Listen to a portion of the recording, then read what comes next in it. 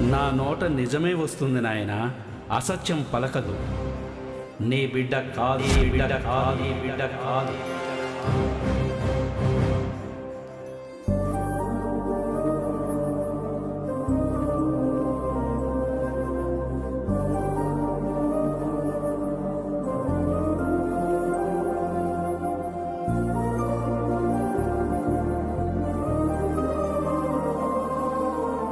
నీ కోపం ఇంకా చల్లరలేదా రాజేష్? నీ ఆవేశం ఆలోచించడానికి వెళ్లేందుకు ఒప్పుకోవడం లేదా? ఆలోచించి చల్లబడిపోయేంత చిన్న విషయం కాదు కదా వదినా, అదో హాలాహలం లాంటి విషయం. రాజేష్, నువ్విక్కడ వద్దురా, ముందు ఇంటికి రా. ఎవరింటికమ్మా? నాకెవరున్నారు? ఏ ఇల్లుందని రావాలి?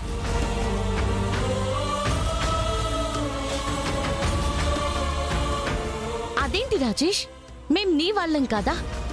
అది నీ ఇల్లు కాదా? నీకు మేమంతగా కాని వాళ్ళమైపోయామా? ఏదో జరిగిపోయిందని కుటుంబాన్ని లేదనుకుంటావా? మమ్మల్ని వద్దనుకుంటావా? కానీ మేమలా నిన్ను వదిలేయలేము. నీ భార్య కూతురు కూడా నిన్ను వదులుకోరు. భార్య భర్తని మోసం చేసి వదులుకోలేని ఓ గొప్ప భార్య. ఇక కూతురు అంటారా? ఇన్నాళ్ళు నా బిడ్డ అని సంతోషపడ్డాను.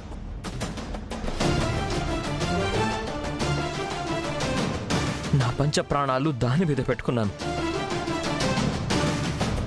కానీ నా కూతురు కాదని తెలిసిన దగ్గర నుంచి మనిషిని కాలేకపోతున్నాను.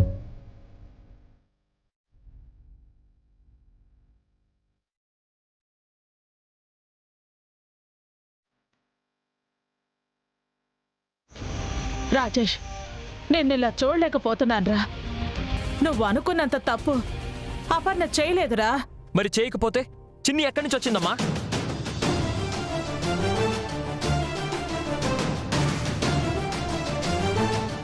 ఆ విషయం అడుగుతుంటే ఎందుకు చెప్పట్లేదు?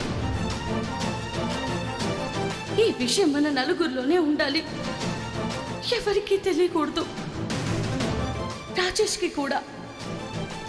అప్పుడు నా కూతురు కాదనేగా? అయ్యో, నిజాన్ని చెప్పలేని పరిస్థితి. ఏం చెప్పాలి? నువ్వు ఏం చెప్పలేకపోతున్నావు చూడు. అపర్ణ ఏం తప్పు చేయలేదని చెప్తున్నాంగా రాజేష్.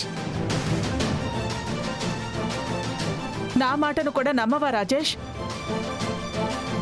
రే, మీ అమ్మగారు చనిపోయి నువ్వు ఎవరూ లేని అనాథగా బాధపడుతుంటే నా కొడుకుగా నీకు నా ఇంట్లో స్థానమిచ్చి నా సొంత కొడుకులా నిన్ను చూసుకున్న దాన్ని, అలాంటిది నీకెందుకు మాయమాటలు చెప్పాలని చూస్తాను?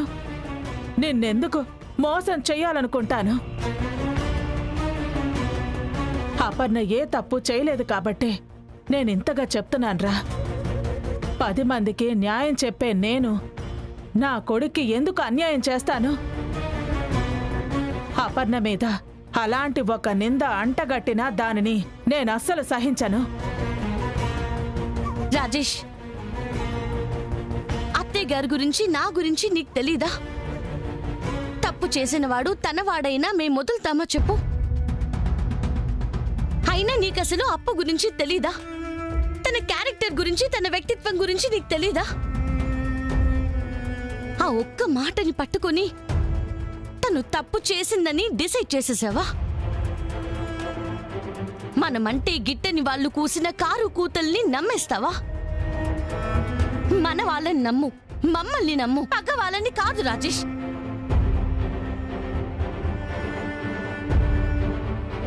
రాజేష్, మేము నీ మంచి కోరేవాళ్ళం, నువ్వు బాగుంటే సంతోషించేవాళ్ళం. అలాంటి వాళ్ళము ఎందుకు చెప్తున్నామో, నిన్నింతగా ఎందుకు బతిమాలుతున్నామో ఒక్కసారి ఆలోచించుకో. నీకు మళ్ళీ చెప్తున్నాను, అప్పు ఏ తప్పు చేయలేదు. దానికి నేను మాటిస్తున్నాను. అత్తయ్య గారు అదే చెప్తున్నారు, అర్థం చేసుకో. రాజేష్, ఆవేశంతో కాకుండా ఒక్కసారి నిశ్చింతగా ఆలోచించుకో రాజేష్. ఇంతకు మించి ఏం చెప్పలేము.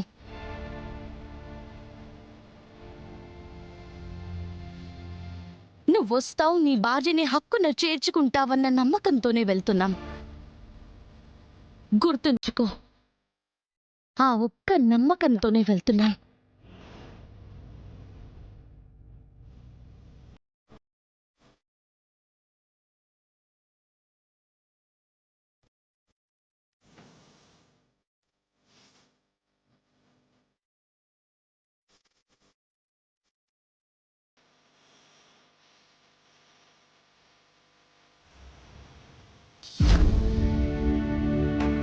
అపర్ణ ఏ తప్పు చేయలేదని అర్థం చేసుకుని వస్తాడంటావా అక్షర?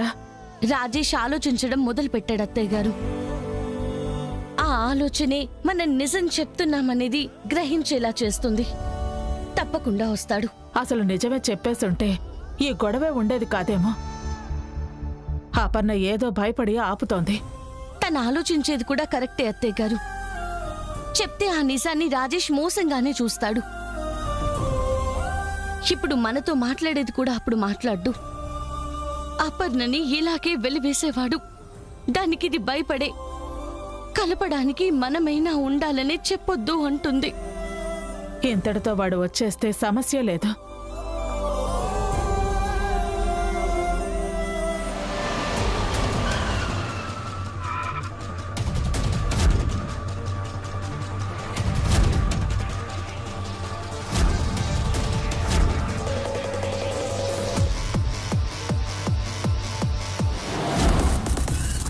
వాలిపైన మొహాలు వేసుకొని దిగుతున్నారు. ఎన్నన్నా నోట మాటే ఉండదు. ఓ ఆట ఆడుకుందాం. ఎన్నాళ్ళకు ఒక అవకాశం వచ్చింది. నోరు మాత్రం ఎత్తనివ్వద్దు, కౌంటరే వేయనివ్వద్దు. ఏంటి అడ్డంగా ఆపిందే కాకుండా పొలాల్లో దిష్టి బొమ్మలా నిలబడ్డారు? పంచ్ ఉండదనుకుంటే ఓపెనింగే అటు పడిపోయింది. నేనిస్తాగా. మేము దిష్టి బొమ్మలైతే మరి మీరేంటో. మమ్మల్ని మనుషులు అంటారా? మీకు తెలియదు కదా, చూసుండరు. మనకే పంచు. గుళ్ళో బాగా చూసాం కదా. అవును, ముష్టి వేద్దామనుకునే లోపే మీరు కనపడలేదు. బఫెల్లో మొహమేసుకుని అతను, బుడత మొహమేసుకుని నువ్వు. ఏంటి ఓ తెగ చూసుకుంటున్నారు? మమ్మల్ని బఫేలో ఉడతా అంటావా? ఓ, నిన్ను తోడేలు అనలేదనా బాధ? ఏడి ఆ ఏసీపీ హోదాలో ఉండే చింపాంజీ? అన్నిటికీ తగుదునమ్మా అని వంతపాడే ఆ పిడతమొహందేది? పిడతమోహం ఎవరు? బా అదే శ్రావణి. ఆహాహా, బాగా కనిపెట్టావరా బఫూన్గా. ఏంటి బఫున్ కూడా నేనేనా? ఇదేం బాలేదక్క, చెప్తున్నా. అబ్బో, ఎప్పుడెప్పుడు ఎవరెవరు దొరుకుతారు పుల్లలు పెడదామని చూసే ఈ తోడేలకు కూడా కోపం వచ్చిందే. ఏంటి ఇష్టానికి రెచ్చిపోతున్నారు? హా, ఎక్కడ ఏ అవకాశం వస్తుందా అని ఎగిరే ఈ గద్ద మొహానికి కూడా రోషం వచ్చిందే. అయినా ఎన్నిటితో పోలుస్తారమ్మా? అసలు మీరెలా ఉండాలి? తీరని దుఃఖంతో, మోయలేని బాధతో కదా. దేనికి దుఃఖం, ఎందుకు బాధ? మీ ఫ్యామిలీలో అంత పెద్ద గొడవైతే మీకు చీమ కుట్టినట్టు కూడా అనిపించడం లేదా? అది మా ఫ్యామిలీ మధ్యలో మీకేంటి ఫీలింగ్స్? అయినా ఏంటి ఆ డాగ్స్ ఆనందం? తిడుతున్నావేంటి? ఎదురొచ్చి కెలుక్కుంటే పడాలి కదా మరి. మీరు ఊహించేసుకునేంత వీక్ హార్ట్స్ కావు మావి. Very very strong, very very strong, very strong. Family అన్నాక గొడవలు సహజం, వస్తుంటాయి పోతుంటాయి. వాటికే భయపడిపోతామా? దిగులు పడి మూలన పడతామా? దాన్ని మేము సింపుల్ గా తీసుకుంటాం, సిల్లిగా తీర్చేస్తాం. దీనంతటికీ ఆద్యులు మీరే కదా. మీకింక ఉంటుంది. ఒకరి కుటుంబంలో చిచ్చు పెట్టిన వాళ్ళు ఎప్పటికీ బాగుపడరు. మీకు తగిన శాస్తే జరుగుతుంది. ఆల్రెడీ చేసిన పాపాలకు అడుక్కునే బతుకులే అయిపోయాయి అత్తయ్య గారు. ఇంకా దిగజారిపోయి కుళ్ళి కృంగి కృషించిపోతారు. ఆ కళ కనపడుతోందమ్మా. ఏంట్రా చూపు? ఏం చెయ్యాలని ఇదంతా చేశారో అది జరగదు. మా అపర్ణ ఏ తప్పు చేయలేదని రాజేష్ మనసుకే అర్థమయ్యి వాడికి వాడే తెలుసుకొని మా దగ్గరకొచ్చేస్తాడు. అదే జరుగుద్ది. మీరెంత గోల పెట్టారు చిన్న, పైసా ప్రయోజనం కూడా మీకుండదు. మా ప్రాబ్లం అయితే సాల్వ్ అయిపోతుంది. దీనికి మా లైఫ్ సేమ్ అయిపోతాయా అని టెన్షన్ పడిపోతున్నారేంటి? మేము ఇలాగే ఉంటాం. మీరే ఇలా నోట మాట లేకుండా ఫినిష్ అయిపోతారు. ఇది మాత్రం ఫిక్స్. పదండి అత్తయ్య గారు.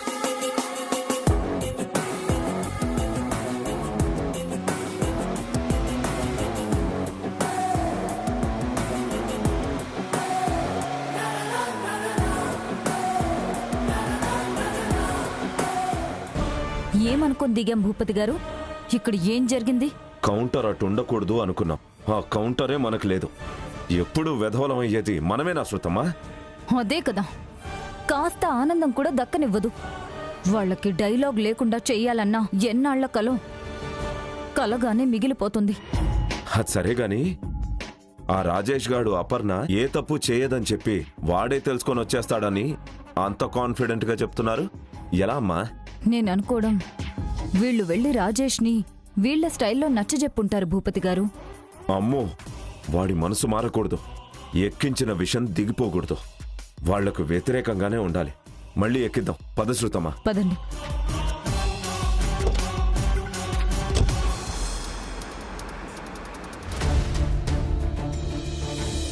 నీ నిజ స్వరూపం ఏంటో తెలిసిపోయాక నిన్ను ఇంక ఈ జన్మలో నమ్ముతానా? జీవితంలో నీ మొహం చూడను. మన మధ్య ఏమీ లేదు. ఈ రోజుతో మన బంధం తెగిపోయింది. వెళ్ళి చాలాసేపు అయింది. ఏమైందో ఏంటో. మనల్ని ఇంకా బాధ పెడదామనుకుని వాళ్లే ఏడుపు మొహాలు పెట్టారు. ఇలాగే మనం స్ట్రాంగ్గా ఉండాలమ్మా.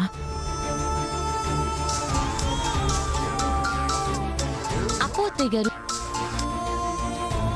అప్పు, వెళ్ళారా చిన్నక్క? ఆయనతో మాట్లాడారా?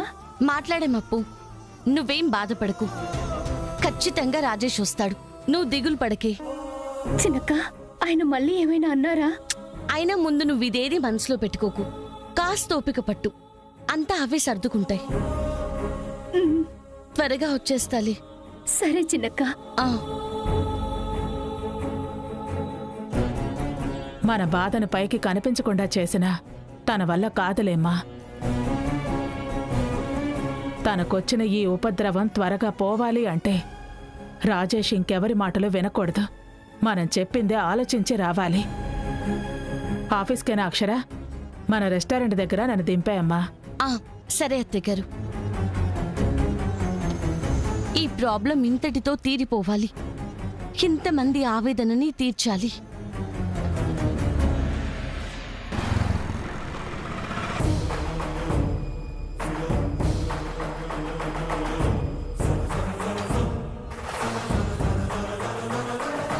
అల్లుడు చెప్తుంటే నీకు అర్థం అవ్వట్లేదా శృతమ్మా? చేసిన తప్పు బయటపడ్డాక కూడా ఇంకా అల్లుడిని నమ్మించే ప్రయత్నం చేయడానికి వాళ్ళు వచ్చారు. అవును భూపతి గారు, ఇప్పటికీ నిజాలు చెప్పకుండా ఫ్యామిలీ మొత్తం అపర్ణని కాపాడాలనే చూస్తున్నారు. ఏంటో మరి. అక్షర చెల్లెలు కదా. తప్పు చేసింది ఊరు వాళ్ళైతే ఇటు న్యాయం చెప్పేది తోడబుట్టిందైపోయింది కదా. అందుకే వెనకేసుకొస్తున్నారు. రాజేష్, నువ్వు మమ్మల్ని నమ్మాలి కానీ వాళ్ళని నమ్మకూడదు రాజేష్. నిజమే కదా, నీకు నిజం తెలిసిపోయాక కూడా పాపకి తండ్రి ఎవరో ఇంకా చెప్పకుండా నీకు నచ్చజెప్పాలని చూడ్డం మరేమంటారు? పాపం, అంత ప్రేమగా చూసుకున్న నిన్ను అపర్ణ మోసం చేసింది అల్లుడు. నీ మీద కపట ప్రేమ చూపించి నీ గొంతె కోసేసింది. చిన్నిని నీ బిడ్డగా చలామణి చేస్తుంది. ఛీ, ఇది ఎంత చండాలమాలుడు. అసలు ఇంతకు మించిన ద్రోహం ఉంటుందా చెప్పు? ఇప్పటికైనా తెలిసిన నిజంలోనే ఉండు రాజేష్. లేదంటే ఇంత చేశాను అని తెలిసాక కూడా క్షమించేశాడని ఇంకెంత చేయడానికైనా వెనకాడదు ఆ అపర్ణ.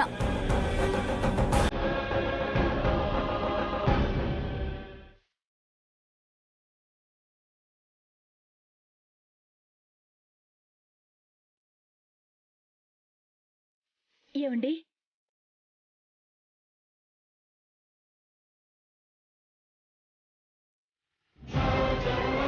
అది రాజేష్, బీ కేర్ఫుల్. ఏయ్ ఏంటి ఆయనకి ఎక్కిస్తున్నారు? ఉన్నవే చెప్తున్నామమ్మా. ఏమండి మీరు ఇదేం వినకండి. మరి నువ్వు చెప్పే నీతులు వినాలా? ఏమండి ఎందుకొచ్చావు? ఏమండి నిజంగా నేనే తప్పు చేయలేదండి. నువ్వవే పదాలంటే నేనవే మాటలు అడుగుతాను. నువ్వే తప్పు చేయకపోతే పాప తండ్రి ఎవరో చెప్పు. పాప మన బిడ్డేనండి, నన్ను నమ్మండి. చెప్పా కదా నువ్వదే చెప్తే నేనదే అడుగుతానని. మరి స్వామీజీ చెప్పింది అబద్ధమా?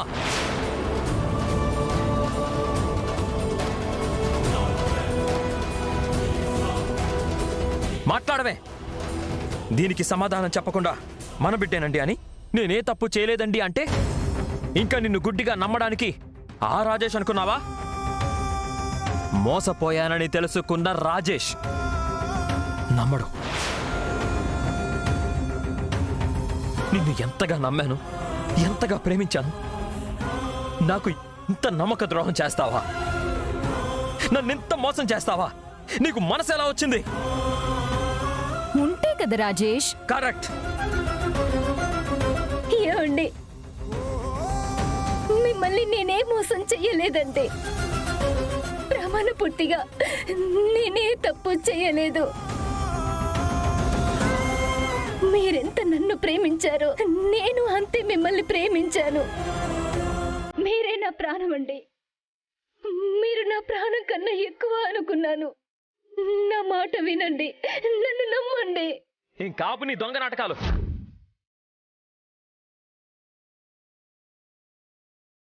చేసిందంతా చేసి డ్రామాలు ఆడుతున్నావా? నిన్ను జీవితంలో క్షమించను. నిన్ను అనేదాన్ని నమ్మను. ఏమండి అంత మాట అనకండి. మీరు లేకుండా నేను బ్రతకలేను. ఆ, ఈ జోక్లే వద్దమ్మా. భూపతి, మా మధ్య మీకేంటి సంబంధం? ఇక్కడ నుంచి పోండి. చూసావా అల్లుడు, తప్పు చేసింది ఆవిడైతే మమ్మల్ని పొమ్మంటోంది. రాజేష్, అదే వేరే వాళ్ళైతే ఈ పాటికి వీణ్ణి మెడ పట్టుకొని బయటికి గెంటేసేవారు. నువ్వు కాబట్టి ఇంకా ఆగుతున్నావు. అవును శృతమ్మా, అసలు నా భార్య కనుక ఈ స్థానంలో ఉండుంటే ఈ పాటికి నరికి పోగులు పెట్టి చంపి పారేసేవాణ్ణి.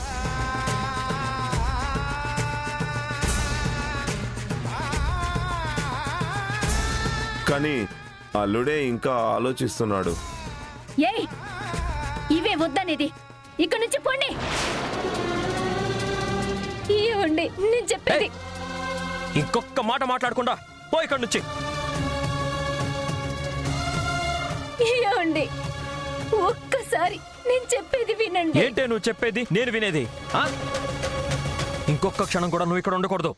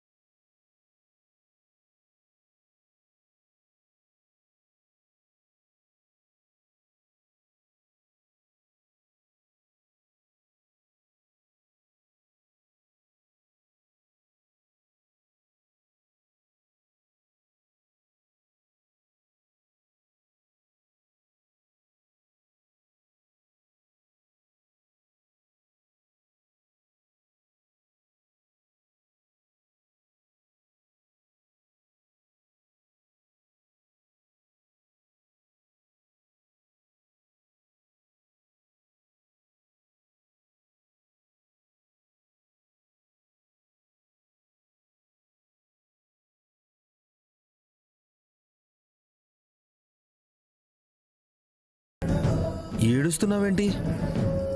ఏమైంది?